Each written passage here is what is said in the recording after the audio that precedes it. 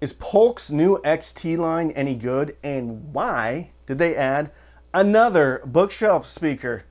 I don't know, grab a cup of coffee, sit down, and let's find out together. Let's talk about the Polk XT20.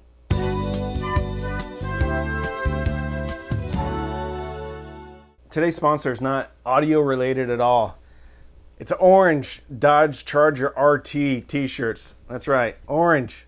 When you want to feel like a man, grab your bright orange Dodge RT Charger t-shirt and go out into the world. And when people see you, they know you mean business. Actually, I had a Charger. I liked it.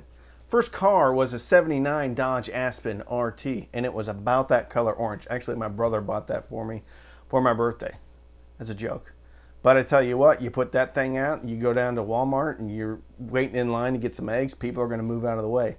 Polk XT20. What is it? It's a two-way bookshelf speaker. Now, this is a revamp on their T series, and if anybody's watched any of my videos in the past, you may know that I didn't particularly care for the T15. Now there is an XT15. This is the XT20. So now, in the XT series, they have two bookshelves. This one, bigger enclosure. Wait for it, listen. Okay, this is where it gets a bit confusing. If I go to Crutchfield's website, which, by the way, I am now a Crutchfield affiliate, so a lot of the links are going to be to Crutchfield. Crutchfield's a great outfit. They've been around for decades, and back in the day, I bought all of my car stereo stuff. Not even back in the day, recently. And a lot of home audio stuff. Crutchfield, 60-day return policy, and guess what? They do also 60-day price match guarantee, which I actually got a price match, not on these, but on their big brothers, the Signature Elite. Anyway, here's the confusing part. Polk's website itself says that these are a 5¼ woofer. However, when you go to Crutchfield, it says they're a 6.5 woofer. We're gonna find out. I already know. It's 6.5. Why wouldn't Polk be like screaming that from the rooftops? This finally gets them playing with some of the other big woofer companies out there like ELAC, the WB6. For woofers, you go screw to screw. And yeah, sure enough, right at 6.5. I mean, even the woofer right here is 6. A lot of times they'll mess with you and the woofer size will be a lot smaller and there'll be a surround. And it's obvious that the woofer's small, but they said, well, it's screw to screw, so it's still 6.5. But this thing, yeah, you can just tell, even just end of the surround to the outside of the other surround is 6 inches. 6.5 woofer. Polk, fix your website, man. Because I got to tell you, you should be celebrating this 6.5 woofer. Anyway. Let's talk about specifications. They're 8 ohms, which means they're not hard to drive. They're 87 dB, which means they're not super easy to drive from an efficiency standpoint, but they're not impossible to drive. Most receivers, and that's what this is for, think budget receivers, budget home theater, budget hi-fi, rated down to 38 hertz, which means how low do they play? That is a aggressive number. Most bookshelves of this size are rated down to about 44 hertz, maybe 46 hertz. 38 hertz, we're going to put a pin in that and come back to it in the bass section. The top end is rated up to 40,000 hertz. Again, a bit aggressive. They changed their woofer and their tweeter for this series. This tweeter is a 1-inch Terraline, which is something Polk does, Terraline driver. It's a fancy way for saying it's a soft dome driver. 1-inch Terraline driver, 6.5 come on, Polk, 6.5. Yeah, it's paper woofer. It has a rubber surround, so it's not a butyl surround. On the back, you have a nice port binding post, 5-way binding post. How's it built? The finish and everything looks in line with other speakers in this price range. What is the price range? $250 retail. However, don't let that freak you out, because if you can count on one thing when it comes to Polk, it's that they put these things on sale. These and the Signature, the Signature Elite now. We're going to be reviewing another one of those later. Actually, after I review it, I'll put the, I don't know what they're called, cards or tabs or links. I'll put it in this video. Maybe, because I don't really know how to do that yet. I'm going to try to figure it out though. Build quality, pretty good. In line with other stuff. JBL Stage A130, Sony SSCS5, Yamaha S803. Now this doesn't look as good as the Yamaha. They have a different color grill. It's gray. I feel like somewhere in Polk they had a meeting and they're like, hey, let's make a speaker that plays and competes really well with Yamaha. And then they looked at Yamaha's website and they're like, whoa, those look kind of cool and different. What can we do? And they're like, well, listen, we already bought the enclosures. What about a Heather Gray grill? And the other guy was like, nailed it. So, Heather Gray grill. And I have to say, I know there's a bit tongue-in-cheek, I have to say, it looks really nice. It does jazz this thing up a bit. Makes it a little bit more attractive, not just kind of boring. Got a nice Polk logo. This thing actually looks like the grill from the R100, the R200. So, good job, Polk. This looks great. I know I made a joke about it, but this looks very good. Let's talk about soundstage and imaging.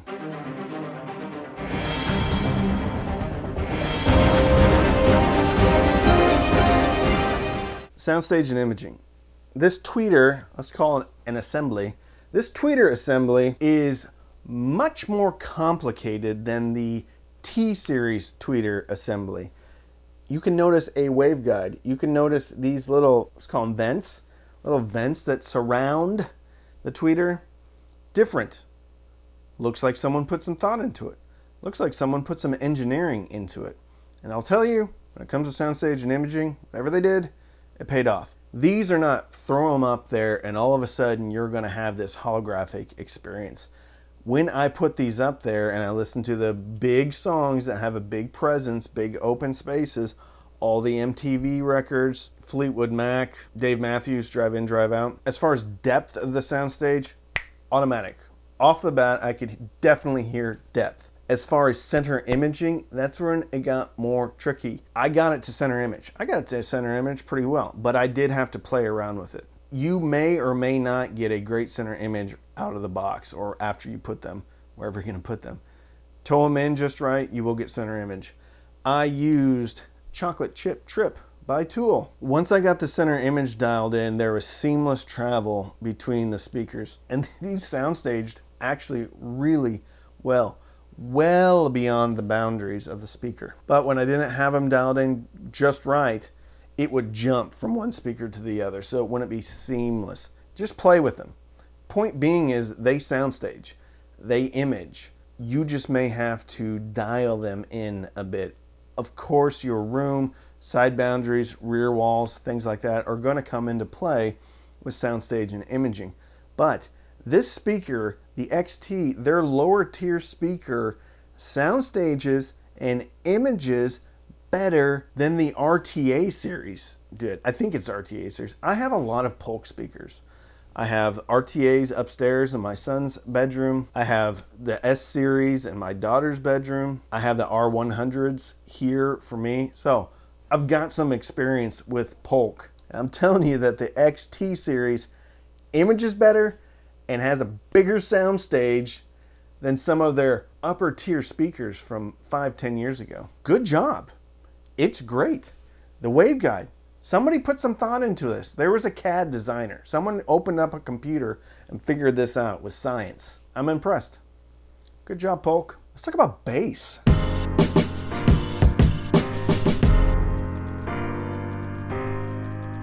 Bass on the Polk XT20. Yeah, there's a lot of it. It hits you, it hits hard. Not the most controlled bass. Somewhat muddy at times. Can cover up a bit of the mid-range. But when we get to mid-range, I'll talk about the crossover point. There is a lot of bass presence here. To the point where I was very surprised. I had these hooked up to the SMSL DA9 as well as my new vintage Pioneer receiver. It's the SX3700. One of the things I love about vintage receivers is the loudness button. Oftentimes, I don't listen at super loud volumes. So oftentimes I engage the loudness button. It gives you a little bit of punch on the bottom, a little bit of sparkle on top. I didn't need to do that with these speakers. I did do it, but then I had to turn the bass down a few notches. This really does hit 38 hertz. I put a tone generator on this thing.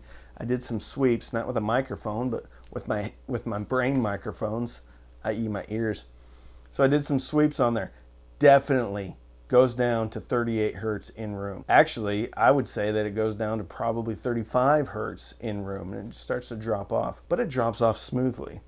Intergalactic by the Beastie Boys not only provided a lot of punch, but also provided some pretty decent extension. Narcissistic Cannibal by Korn at the 1 minute mark goes doo doo. This speaker just made it into the I can play that song club and give you an idea of what it sounds like. The other speakers in that category are the CSS Crichton's Q Acoustics 3030i, which are bass monsters, and this affordable Polk XT20. It's not all good news with the bass though. It's a little bit uncontrolled. It can be a bit much. It can be a bit soft and kind of big, probably due to some of the enclosure. The enclosure's not bad, but it could use a little bit more bracing.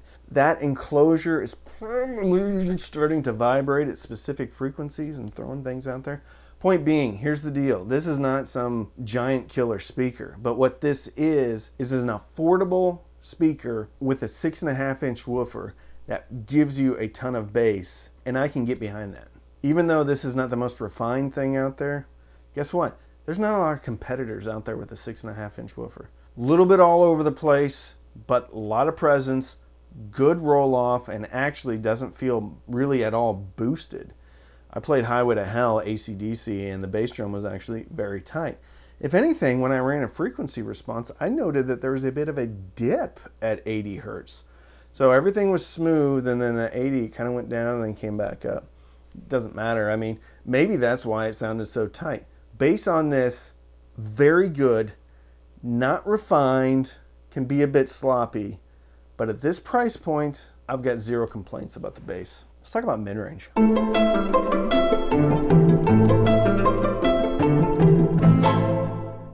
Mid-range. This is crossed over at 3200 hertz. The XT20 is crossed over at 2200 hertz. That means the woofer is doing most of the heavy lifting when it comes to the mid-range on this speaker. I can tell because mid-range detail is lacking. With the amount of bass one gets, it does cover up some of the detail, but not to the point where it sounds veiled. Some speakers, that T15 especially, sounded like someone put a wet blanket over it when it came to voices and mid-range. This does not. However, there's not hyper clarity in this like you would get out of the Sony SSCS5s. Even though there's not a ton of detail in the mid-range, it sounds good. It sounds really good. And guess what this doesn't do? It doesn't provide any shiblance. Alanis Morissette, Uninvited, off the MTV Unplugged record, is one of the most sibilant tracks that I have heard.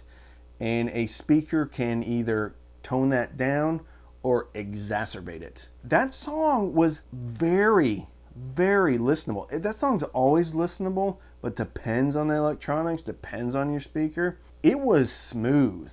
It was nice. So mid-range here is smooth and warm, not hyper detailed, but very listenable for long periods of time. This is one of those turn me up speakers, so I did notice after a while I started to get a bit of fatigue. I can't really figure out where that was coming from though, because I can get fatigued on the bass end as well, or if it's going on in the upper mid-range, 900 to 1500 range. I didn't notice, nothing jumped out at me as like, oh, this is completely boosted.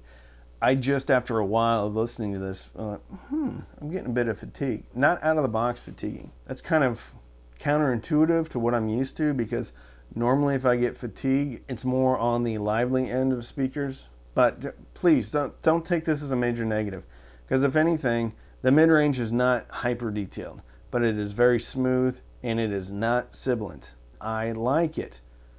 This is not a hyper detailed speaker, so if you go into it thinking that it is, it's not going to give you that.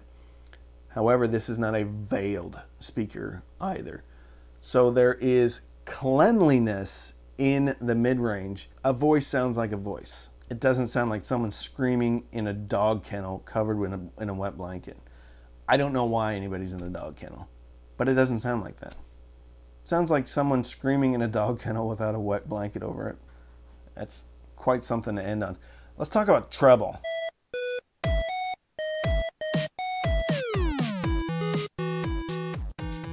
Treble on the XT20, pretty good. I mean, mid-range theme kind of rolls over here to the treble. It is not hyper detailed. However, it's smooth.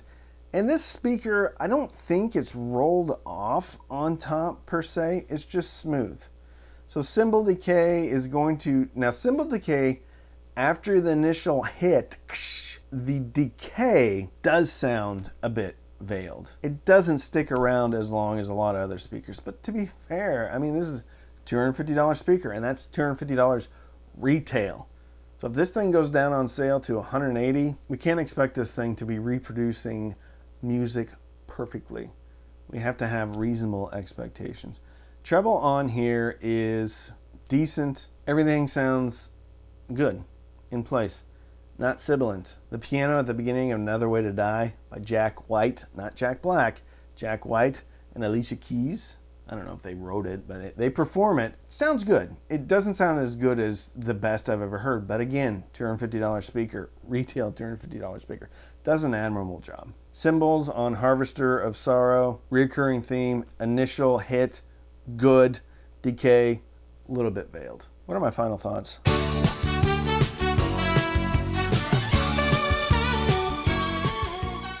Final thoughts. Kudos to Polk, because what this represents is a huge differentiator in the market. There's not anybody, with the exception of ELAC, that is putting out a speaker that has this volume and has a 6.5-inch woofer. The tweeter's redesigned. Soundstage and imaging is actually apparent. It's there. Center imaging takes a bit of massaging to get it into place, but this is a monumental leap above the T series. There was no T20. This is something new that Polk did, and I'm glad they did it. Besides the ELAC debut B6.2, this is it when it comes to a speaker that has a 6.5-inch woofer, at least the ones that I've heard. Yamo, Klipsch, JBL, Sony, those are all 5.25-inch woofers. Some of those are more refined than this speaker, but this speaker punches way harder. This speaker you can get away without having a subwoofer in a small room. I'm that serious. It does hit 38. If there's one thing that Polk does well, it's bass. Their speakers never sound thin. I've never had a Polk speaker that I'm just like, wow, this is super thin. The R100's bass impressed me. The S20's bass was thunderous. Even the S10s or S15s that are up in my daughter's room are impressive. The RTA or RTI series that's up in my son's room, again, all impressive. Polk knows how to do bass. Polk knows how to make you feel it in your chest. Now, some of the refinement wasn't there for sure on the T series. There's a bit of it here. This is getting more refined. As far as sound, I think there can be improvements, a lot of improvements, even at this price range, because I think the Sony SSCS5 and the JBL Stage A130 out-finesse the Polk, but they don't out-punch the Polk. I hope this thing goes on sale for the holidays. You can go out to Best Buy and get it right now. I bought these personally from Crutchfield, but you can go down to Best Buy, get them from Crutchfield. They're in stock right now. I wish their price was $185, because at $185, now you're picking fights with JBL. You're definitely undercutting ELAC, and depending upon what the Sony SSCS5s are selling at, they're in the game. So they're in the fight at $185. $250? Maybe not. There's other stuff out there. But from a bass perspective, even at $250, even at retail, I think these outpunch anything else in that price range. Even the ELAC WB 6.2, because that is not a punchy in-your-face speaker. After it breaks in for a while, it gives you a very good bass presence, or if you slam it way against the wall. You don't have to get this thing very close to the wall. Even pulled out, you're getting a lot of bass. Overall, I'm highly impressed with the Polk XT20. I wish it was $185. I wish it was $150. I wish it was $185. At $185, this thing is going to be hard to beat. There's just not a lot of competition out there with 6.5-inch woofer. But please, Polk, fix your website. It says 5.25-inch woofer. Please celebrate it. If you want to support the channel, you can sign up for Patreon. Patreon.com/cheapaudioman. Every Sunday night we have patron-only Zooms. We also have a patron-only Facebook group. You can also sign up for Amazon Music. You'll get a few months for free. You'll support the artist better than using Tidal or Spotify or Apple Music. Why? Because Amazon Music pays the artists more. Also, if you're a Prime member, it's the cheapest way to enjoy high-res music. It also has Dolby Atmos music. It also has 360-degree audio, which I've been kind of playing around with. Sounds pretty good. You can also use the links in the description. Those are affiliate links. This will be linked. If you click on the link and you use it, I do get a commission. So don't binge watch anything on Netflix or Hulu. Binge listen through your Polk XT20s and get punched in the face by your favorite song. It fills your soul with happiness. And with that, I'm Randy. I'm the Cheap Audio Man.